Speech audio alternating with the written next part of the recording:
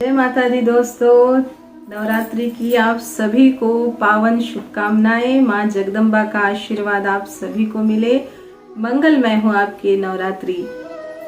दोस्तों, नवरात्रि मनाना एक जो पर्व है हमारे हिंदी संस्कृति में, ये एक पूरा 9 दिन ये तपस्या और अपने नियमों पे चलने के लिए जो हमें ज़रूरी है वो शक्ति हमारे अंदर, जिसे हम विल पावर कहते हैं, उसकी जागृति का पर्व है। शक्ति क्या है? शक्ति एक चैतन्यता से परिपूर्ण हमें चलाने वाली हमारी आत्मा जो है उसे ही शक्ति कहा गया है, जो परातत्व में विलीन होती है। शक्ति को समझना बहुत बड़ी बात है। हमारे हिंदू धर्म में ऐसे कई पर्व आते हैं जिनमें नवरात्रि में जो हमें तपस्या करनी चाहिए, जो हमें व्रत मनाने चाहिए, ये सबसे बड़ा त्यौहार है व्रतों का। 9 दिन जिसमें व्रत किया जाता है। जो इंसान या जो व्यक्ति अपना आत्म कल्याण चाहता है वो 9 दिन अपने नियमों से चले। पहले के लोग 9 दिन का जो तप करते थे वो अलग टाइप का होता था। उसमें वो जड़ी बूटी खा के 9 दिन तक कोई मौन व्रत करता था, कोई अपनी चैतन्य को बढ़ाने के लिए अपने चक्रों को जागृत करता था, प्राणायाम करके, ध्यान करके, नियमों में चल के। नवरात्रि ये पर्व जो है वो शक्ति की आराधना का पर्व है। अपने अंदर की आंतरिक शक्ति का जागृति जो करता है उसका वो पर्व है। नवरात्रि का मतलब ही होता है कि 9 रात्रों तक माँ दुर्गा के अनेक स्वरूपों की आराधना करना, और उस प्रत्येक स्वरूप का अपना एक महत्व है। माँ जगदम्बा का ये स्वरूप अपने आप में परिपूर्ण है। हमारे जो अंदर शरीर है, चक्र है, ये पूरी जागृति का समय होता है। ये जैसे ही महाशिवरात्रि में केंद्रित होती है मन बुद्धि एक चित्त हो कि हम जब महाशिवरात्रि का रात्रि का जागरण करते हैं तब हमारे चक्र जो होते हैं वो बैलेंस होके रिचार्ज होते हैं। चाहे आप उसको जानते हो या ना जानते हो, लेकिन एक महाशिवरात्रि का रात्रि का जागरण करके आप अपने स्पाइन को एक मजबूती, एक एनर्जी दे सकते हैं। वैसे ही नवरात्रि का जो पर्व है हर एक चक्रों का जागृति का, बैलेंस का पर्व है। जैसे हम साधारण तरीके से समझे कि नियम से चलना क्या है। आपको भाव से चलना है, आपको विश्वास से चलना है। नवरात्रि का मतलब होता है आपने बस उपवास कर लिए, साबूदाने की खिचड़ी खा लिया, जाके गरबा खेल लिया और फिर आ गए, जोत जला दी और अपना काम करते रहे। ये एक छोटी सी प्रक्रिया है मन की शांति की। अगर वास्तविक में आपको नवरात्रि मनानी है तो रात्रि जो जागरण होता है माता का, तो जागरण में माता की जो शक्तियाँ जागृत होती है वो शक्तियाँ सच्ची में आपके अंदर जो रक्त संचार है, जो आपकी चैतन्य शक्ति है, उसको बढ़ावा देती है। नवरात्रि को समझना चाहिए कि हम नवरात्रि पर्व क्यों मनाते हैं। शक्ति की आराधना करने के लिए, शक्ति से प्राप्त करने के लिए उनका आशीर्वाद। वो एकमात्र ऐसी माँ प्रकृति है, जगत की जननी है, जिसे आद्या शक्ति कहते हैं हम। उनके नाम अनंत है, उनके स्वरूप अनंत है। हम बोलते हैं ना, क्या बोलते हैं हम? नवदुर्गा। नवदुर्गा कौन है? प्रथम शैलपुत्री, दूसरी ब्रह्मचारिणी, तीसरी चंद्रघंटा, चौथी कुष्मांडा, 5वीं स्कंद माता, 6ठी कात्यायनी, 7वीं कालरात्रि, 8वीं महागौरी, 9वीं सिद्धिदात्री, नमो नमः। ये नवदुर्गा है। अब ये नवदुर्गा के स्वरूप कैसे आए? बहुत सारी क्यूरियोसिटी रहती है। हर एक कोई पढ़ते हैं, दुर्गा सप्तशती का पाठ किया जाता है नवरात्रों में। वहाँ पे देवी की महिमा बताई गई है, रहस्य बताए गए हैं, कुंजिका स्तोत्र पाठ बताया गया है।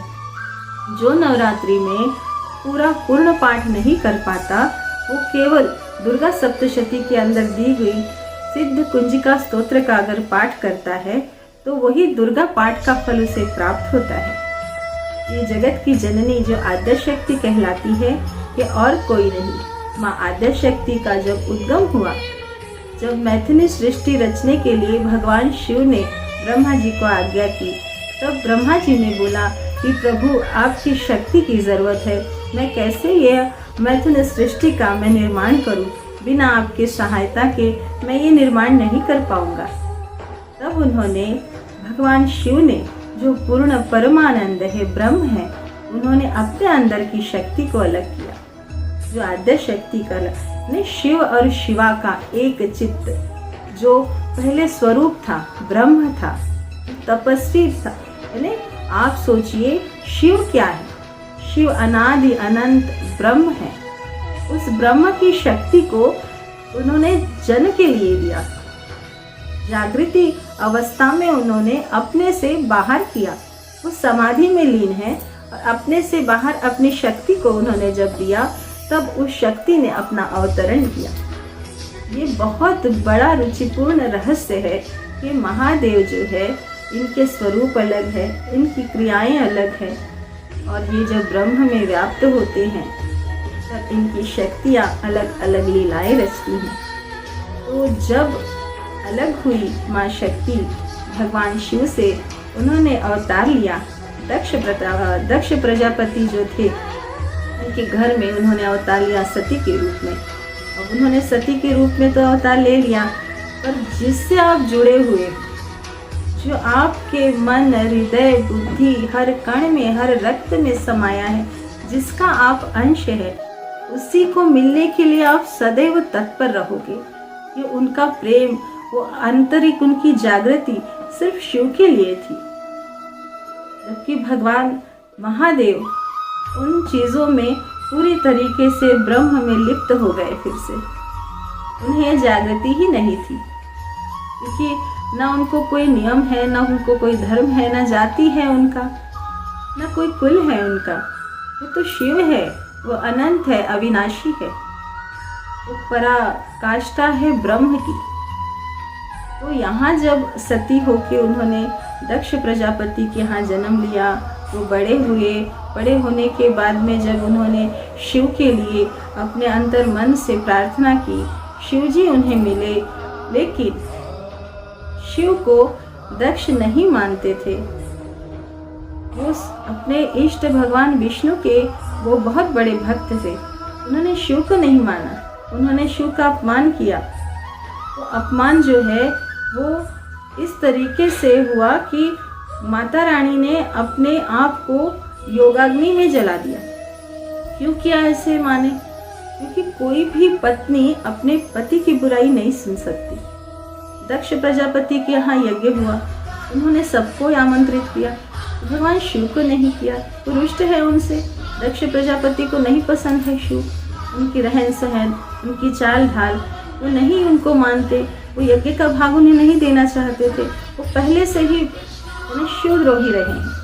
दक्ष प्रजापति की अगर कहानी बताई जाए तो बहुत बड़ी और बहुत ही रुचिपूर्ण कहानी है। बाद में उन्होंने माना कि शिव ही परब्रह्म है और शिव ही विष्णु है, लेकिन तब तक बहुत देर हो गई थी। वो जब तक जान पाते उस जन्म में, माता ने अपने आप को योगाग्नि में भस्म कर दिया था, और वही जलती हुई धधकती सती की वो जो पार्थिव शरीर है, उस शरीर को लेके ब्रह्मांड में वो भगवान शिव घूमने लगे।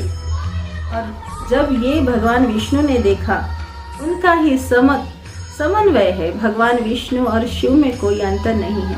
ये तो उनकी लीलाएं हैं, जो ये ब्रह्मांड को चलाने के लिए जो पंच शक्तियों का अलग अलग उन्होंने स्वरूप रचे, और उनकी शक्तियाँ काम करती है। मैंने पहले ही भी बताया है अपने वीडियो में कि वो पंचदेव कौन है। तो उनमें से भगवान विष्णु ने जब देखा, अगर भगवान शिव इस तरीके से ऐसे लेके घूमेंगे माता रानी के शरीर को, तो भगवान शिव को केंद्रित करना मुश्किल हो जाएगा। अगर सम, रज, तम इन तीनों गुणों में अगर तामसिकता बढ़ जाएगी तो सारा नष्ट हो जाएगा। सृष्टि को बैलेंस करने के लिए, प्रकृति को बैलेंस करने के लिए तामसता का भी निवारण करना अनिवार्य होता है। प्रकृति के अपने नियम हैं, तब उन्होंने भगवान विष्णु ने अपना बाण साधा, बोलना चाहिए सुदर्शन चक्र को उन्होंने सती के इसमें छोड़ा। भगवान विष्णु ने जो है अपने सुदर्शन चक्र से खंडित किया था सती का पार्थिव शरीर। तो जब वो छिन्न विछिन्न शरीर जगह जगह गिरा, भारत में तो गिरा ही गिरा, भारत के बाहर जो देश है, अमेरिका हो गया, पाकिस्तान हो गया, कई जगह ऐसी है जहाँ शक्तिपीठ है अपने, क्योंकि अखंड ये यूनिवर्स था, अखंड ये सब साम्राज्य था। ये तो अभी हुए हैं, ये सब अभी चीजें हैं, कहीं अमेरिका है, कहीं साउथ अफ्रीका है, कहीं पाकिस्तान है। पहले ये पूरा अखंड था, ये समय था उस समय। अब हमारी ही शक्तिपीठ हमें देखने को नहीं मिलती है, बाहरी देशों में है कुछ, जैसे हिंगलाज माता है तो पाकिस्तान में है, अमेरिका में स्वयं माँ भगवती निवास करती है। तो ये जो शक्तिपीठ है ये कैसे बने? तो माता के छिन्न जो शरीर हुए थे, जहाँ जहाँ इनके पार्ट्स गिरे, वहाँ वहाँ भगवान शिव ने उनको शक्तिपीठ के नाम से स्थापित किया। और वहाँ से जो शक्तियाँ माता रानी की जो उनका जो आशीर्वाद है हम भक्तों को मिलता है, आज भी मिलता है। हुई ये घटना अनंत काल पहले और आज भी उसका फल हम सबको मिल रहा है। तो इस प्रकृति में जो वातावरण में ये जो शक्ति का आशीर्वाद होता है 9 दिन के लिए, तो ये जो 9 दुर्गा के 9 रूप हुए, दूसरे जन्म में माँ जगत जननी ने अपने शरीर को त्यागने के बाद जो उन्होंने जन्म लिया पर्वतराज हिमालय के घर में, तब उनका नाम शैलपुत्री कहलाया, उनका नाम पार्वती कहलाया। पर्वत की बेटी पार्वती, शैलपुत्री, शैल यानी पर्वत, शैल की पुत्री पार्वती, उमा, इनके कितने नाम हैं। इनका जो स्वरूप है पहले दिन का माँ शैलपुत्री का अविस्मरणीय स्वरूप है। माँ जगदम्बा एक हाथ पे त्रिशूल ली हुई है, एक हाथ में कमल का फूल है, कितना प्यारा उन्होंने वस्त्र धारण किया है गुलाबी, उनका स्वरूप देखते से बनता है। वो माँ ममता की मूर्ति, जहाँ उन्होंने जन्म लिया वहाँ के कितने ही जीवों का उन्होंने कल्याण किया। जैसे ही उनका जन्म हुआ वैसे ही उनका जो स्वरूप है उसी स्वरूप में उन्होंने अपने आप को स्थिरता प्रदान की, अपने मन को चंचल नहीं होने दिया, मन को एकाग्र किया। इसीलिए माँ शक्ति की आराधना से हमारे अंदर जो चंद्रमा का दोष होता है कुंडली में, वो भी हम निवारण कर सकते हैं। माँ शैलपुत्री का पूजन अर्चन करने मात्र से चंद्रमा का दोष निवारण हो जाता है और इन्हीं दिनों मूलाधार चक्र भी एक्टिवेट होता है।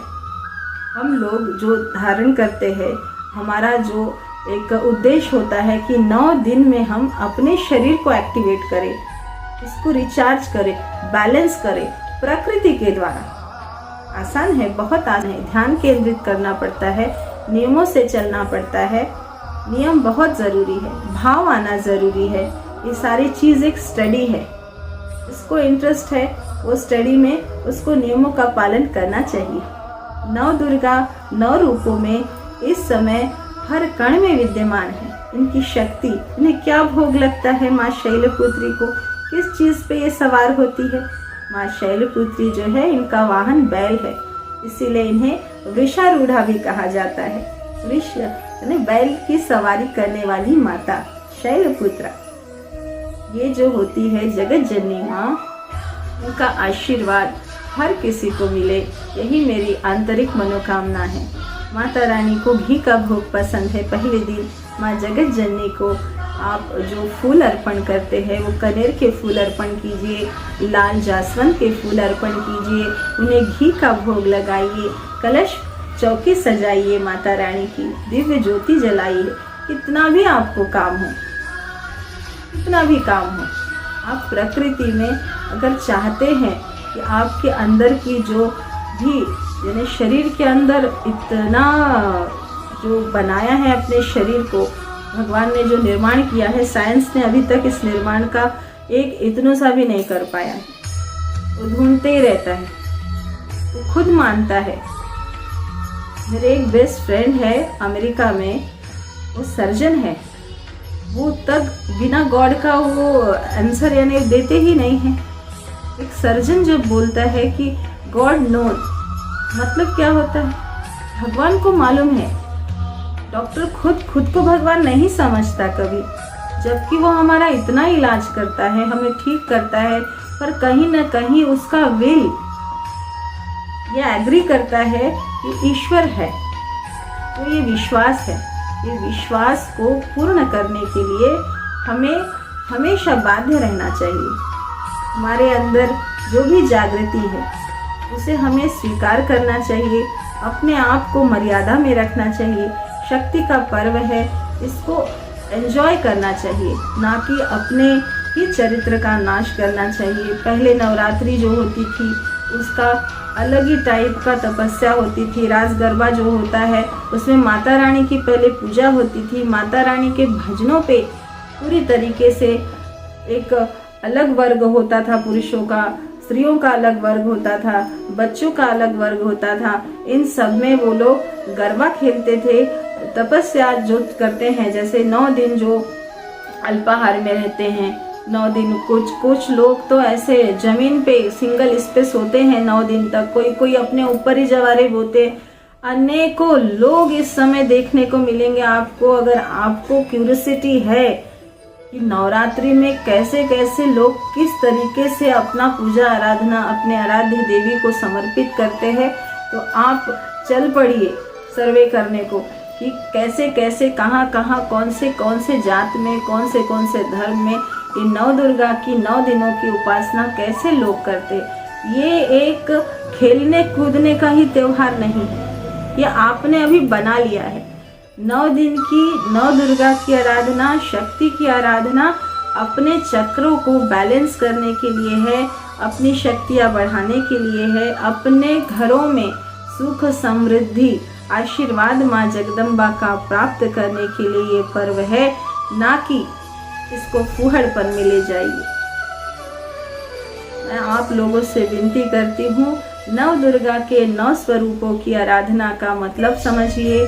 9 दिन में इतना अपने आप को मर्यादित करिए जिससे आपके चरित्र का निर्माण हो, आपको समझ में आए कि भारत की एक संस्कृति का महत्व क्या है। हम भारतीय हैं, हमें गर्व है, और हमारे गर्व होने का कारण ही हमारे ये त्योहार है। तो प्रथम शैलपुत्री को प्रणाम करती हूँ। माँ जगदम्बा से यही प्रार्थना है, जो भी मुझे देख रहे हैं, फॉलो कर रहे हैं, आपके घरों में सुख समृद्धि समस्त ऐश्वर्य आप लोगों को प्राप्त हो। जय माता दी, जय माता दी।